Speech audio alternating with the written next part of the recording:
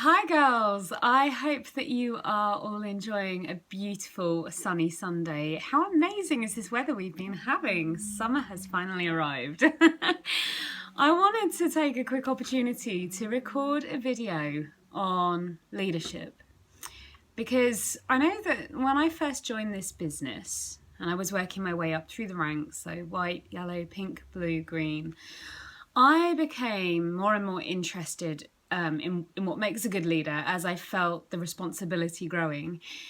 And I did lots of self-development, but I never really found anything that totally and utterly resonated with me as leadership relates to unique. And so having been in this business for quite a long time and having made a lot of mistakes and having had a lot of experiences and having done a lot of self-development, I want to put together everything I've learned into one comprehensive guide into what I personally believe makes a good leader in this business. And I've broken it down into 12 easy steps for you girls to follow, to make notes on. So I think that this video is going to be a very important one, so you might want to make sure you've got a pen and a notebook handy so you can make notes. So I'll get started. The first thing, the first attribute, the first trait that a strong leader needs in this business is that they lead with positivity at all times. It's easy to be positive. It's easy to be optimistic when things are going well and sales are fast and everything's going amazingly. But what about those times that will inevitably happen when there's back orders or there's out of stocks, or maybe there's late deliveries, or maybe sales are slow? There's always going to be challenges in this business. It's the nature of every single sales company in the world. Every single distribution company that I know of experiences challenges. And the sign of a good leader is that it doesn't bring them down. They never moan or complain. They never kind of get dragged into moan bonding over all of the things they're not happy with. It doesn't matter what the issue is, what the challenges you're facing. A good leader will always focus on the solution and not the problem. And they're patient. They're patient and they trust in their company. So that's number one. That's number one. It's leading with positivity and optimism. Number two, very, very important. Number two, leaders learn to master their emotions. This is a tricky one. And those who learn to master their emotions, they're not only going to become an amazing leader, but they're going to live an exceptional life. It's not that leaders don't have down moments. It's not that leaders don't feel frustrated at times or angry. The difference is they just don't stay there. If anything, leaders have more frustration because they have more responsibility on their shoulders other than just looking after themselves. Leaders have the same amount of negative self-talk. Lord knows I have. I have had an abundance of negative self-talk over the time. But leaders understand that that negative self-talk isn't real. It's just a little parrot in their head whittering away at them, and they know that they need to overcome it, and they do. So rather than be defeated by mistakes and failures, leaders tend to analyze what they did. They look back over what they did and analyze what went wrong, and they learn from it. And they try to take things away from it and understand what they could have done better and where they can improve. And if anything, leaders, when they make mistakes, when leaders fail, they don't see it as, an opportunity to knock themselves and say, oh, I'm so rubbish. What am I doing? I'm never going to be any good at this. They don't see it as an opportunity to berate themselves. They see it as an opportunity to learn. And actually, the greatest leaders, the most amazing leaders out there, they look forward to failing. They look forward to failing and to making mistakes because they know that it's going to grow them if they let it. If they let it, it will grow them. So number three, leaders always put their teams first. So the best leaders on my team are absolutely fiercely protective over their girls. And they care deeply and authentically about the success of their girls, and they work so hard to help their girls hit their goals, irrelevant of their own goals, irrelevant of their next status and their next promotion. They're more focused on their girls' goals and girls' goals than they are their own. They're seriously team oriented. They get to know their team and they work really hard at building relationships. They know their girls' whys. So the reason they're doing this, they know each and every single one of their girl, what their why is. And rather than saying, go do this, go do that, it's not go, it's let's go. So let's go together. We've got this together. Because we're leaders, we're not bosses. We don't tell people what to do. We just guide them, but it's down to them to run with it. So you have to excuse me as I read my notes. Okay, when leaders need to give criticism to their team, it's always done in a constructive manner, in a way that doesn't knock their confidence, it doesn't berate them, and it's always with the solution in mind. So that's something that's really good to remember. If you ever need to criticize one of your girls or to tell them what she could improve upon, it's always delivered in a positive, constructive manner. Leaders are adaptable. So they look at their team, and over time they get to know their girls and they get to know what their girls want and need. Not everybody responds well to the same methods. So if I have a girl on my team who's deeply confident and really believes in herself and trusts in her abilities, and she's having a wobble, I'm not going to guide her in the same way that I would somebody who's having a wobble who might be full of self-doubt and a little bit hard on themselves. I'm not going to want to knock their confidence further. So a good leader is adaptable, and they know what works with each of their girls, and they provide their girls with the kind of leadership that their girls need. It takes time to develop that skill, but being adaptable, anyone can be from the get-go. So leaders are patient and understanding. Leaders would understand that we're all on a journey and we're all learning. So if my upline does something wrong, I'm not about to knock them. I'm not about to criticize them, because I understand that they're learning as well. And I think that good leaders are really patient, not only with their downline, but with their upline and their sidelines as well. So that's number 3. Leaders put their team first. It doesn't matter whether it's up or down, leaders put their team first. Number 4, leaders don't chase. Leaders don't chase people. So although they're team oriented, and although they put their girls' goals first and they want their team to do well, leaders also understand that they need to help those who deserve their time, and not necessarily those that need their time but aren't meeting them halfway. Does that make sense? Leaders understand that they need to give, their time is precious, and they need to give it to the people who deserve their time. So when I bring girls into this business, I plug them into the system. We've got an amazing training system, and they have exactly the same opportunity that I have. They've got exactly the same opportunity as other girls have who are doing well in my team. I plug them into the training, and then I'm there to help and support them. But I don't spoon feed them, because in this business, we're all about building leaders. We're all about building leaders, and to build leaders, you can't spoon feed people. You're teaching them bad habits. You're teaching them that, you'll do it for them. Whereas they need to learn accountability. They need to be able to do it for themselves. We don't carry people in this business. Leaders don't manage. Leaders don't manage. They lead, but they don't manage. So a good leader understands that people need to motivate themselves. There's very little people can do to motivate other people. You can inspire them, but it's very hard to motivate other people. Motivation comes from within, and a good leader does not beat themselves up when they bring someone into this business and then that person does nothing. They understand that, everybody's accountable for their own business. Number 5. leaders don't get involved in drama. Never. Like, never, ever, ever.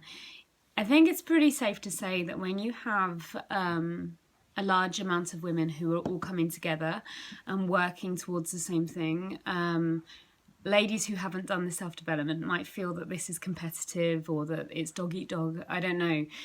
But I think it's pretty safe to say that arguments do arise, and there are, there can be times when there's friction.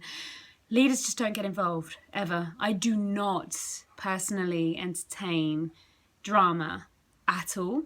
And I make it very clear to my team that if they have a problem, they need to either agree to disagree or agree to work separately. I think it's better to agree to disagree and to forgive and bless and release. But, drama is destructive. We need to be focusing our energy on all the things that are going to grow us. And as a leader, you should not be getting involved in drama yourself either. So if something arises, or if someone frustrates you, or if you feel annoyed with someone, you just don't get sucked into that. It's destructive and it's so playground, and you want to set a good example for your team. So as a leader, you shouldn't be getting involved in drama as well. Bless and release, girls. Bless and release. So number 6, a good leader will understand that they don't motivate, they inspire people. Like I said earlier, it's really hard to motivate people. That has to come from within. But what you can do is your very best to inspire. Now, this is hard to master. And when girls come to me and say, what do you do to inspire your team? It's a really hard question to answer, because the truth is, everybody's inspired by different things. Some people do this for friendship. Some people do it for makeup. Some people want to take it the whole way. Some people are motivated and inspired financially. Everyone is different. So it's really hard to answer that question. How do you inspire people? But I will give you my answer in the best way I know how to inspire. So the first one, again, it comes back to positivity. It comes to leading with belief in what you're doing and positivity. So belief so strong and so insidious that it really infects people and they can't escape it. Passion so overwhelmingly palpable that people just catch it. That's the best way I know how. Your vibe attracts your tribe. So if you lead with passion and belief in what you're doing, other people are gonna really believe in you. And they're going to believe in this. So that's the best way I know how. Celebrate success of others as well. So as a leader, leaders are not at all threatened by the success of other people. In fact, they celebrate other people's successes and they use it as a tool. They shout about it. They celebrate it in their team groups and on their timeline, and they show their girls exactly what's possible. And by far the best way to inspire other people is to start by inspiring yourself. So what I mean by that is number 7, and that's lead by example. So you inspire people by getting your own results first. One of the reasons people follow me isn't because I sit here on my throne lording it over other people. It's because the proof's in the pudding. I do the things that I tell my girls to do, and I get the results, and my team sees that, and they know that if I say that they should be doing something, then they blimmin' well should be doing it, because it works. Because I've got, I walk the walk, I don't just talk the talk, and I've got the proof to back it up. So do the things, people, do the things. I would never tell my girls to do something that I myself am not willing to do. Leaders show the way and they go the way. They don't just tell the way. Number 8, sharing vulnerability does not make you a weak leader. In fact, hiding it can make you unrelatable to your girls. I'm very candid about my journey, and in videos and when I'm face to face with people, I'm very open about the up and down journey I've had and how hard I found it at times and the mistakes I've made. I've beat myself up a lot on this journey, and I'm very open about talking about that. Do you know what? I almost look forwards to ballsing up so I can share it with you girls, so that I can show you that I'm human too and I make mistakes and I'm not afraid to show it. I'm not afraid to show my vulnerable side. You're not alone when you make mistakes. All of the leaders in this business have made exactly the same mistakes at some point or another. And as a leader, you need to be able to hold your hands up and admit to it and realize that it doesn't make you weak at all. Number 9, belief in yourself. Belief in yourself is so important, and not being afraid of the disapproval of others, and being absolutely resolute in your beliefs and knowing that you are not going to be held back by the opinions of others because you're determined and you're stubborn. So I'm very, very capable of protecting myself from the negativity of others because I understand it's always going to arise. People are always going to have an opinion. It doesn't make them right or wrong, but I'm resolute in my goals and I know that I'm guarded when I do come across that negativity. So I've written that leaders are resilient, they're proactive, and they're calm. And they understand they can't please everyone all of the time. And they take criticism on the chin. And they're not distracted by it, and they're not offended by it, and sometimes they even use it to help them grow. So they kind of analyze people's criticism to see if there's merit there and if they can grow from it. Number 10, leaders are readers and earners are learners. So leaders are constantly growing themselves. There are girls in my team who are absolutely obsessive about this, reading and watching and listening to everything that comes their way, giving themselves value that they can then later pass on to their girls. They never stop, and they understand that they can't outgrow their personal development. It's a lifelong thing.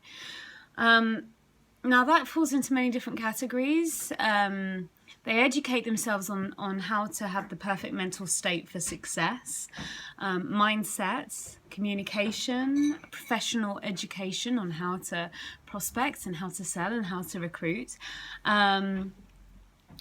They study visualization and law of attraction, and they stay in the loop on Facebook and with other unique top presenters, so they know what other girls are doing, and they model themselves on other Black status presenters. Education, being a professional learner, is so important because earners really are learners and leaders are readers. Number 11, leaders are conscious of the language they use at all times. So I'll give you some examples. We don't have struggles, we have challenges, and we don't wear our struggles like a badge to be owned. We don't struggle in this business, we have challenges, and challenges can be overcome, and leaders generally tend to enjoy the challenge. They use positive language both internally and externally. If you want more information on this, then research YouTube videos on NLP, Neuro-Linguistic Programming, to see the scientific background behind how the language we use, how it has such a positive impact on us mentally. So we don't use words like we hope or hopefully or want or wish or try or I'd like. We don't use language like that. We use language like I will and I must and I am. We don't hope for things. We will absolutely do them. And number 12, my last attribute that I believe a good leader has is that they have a long-term game plan.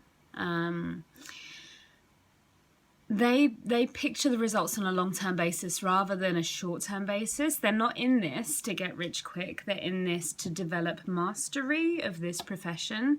And it's not like they're thinking they're going to be doing this for a year, build a big team and then quit and just ride off their team. That's not leadership mentality. Leaders have the mastery mentality, so they're willing to work at it, and they understand that although this particular video may seem like a lot to take in, it doesn't matter, because they can watch it over and over and over again, and they can master one thing at a time. That's mastery mindset, and it's something that all good leaders have. So I hope that's been helpful. It's all the things that I believe contributes towards good leadership. You may have things that you want to add. If you do, please PM me. I'd be really happy to hear them. We're all growing at the end of the day, but that is my input. Have a wonderful sunny Sunday, ladies, and enjoy the Olympics. Bye.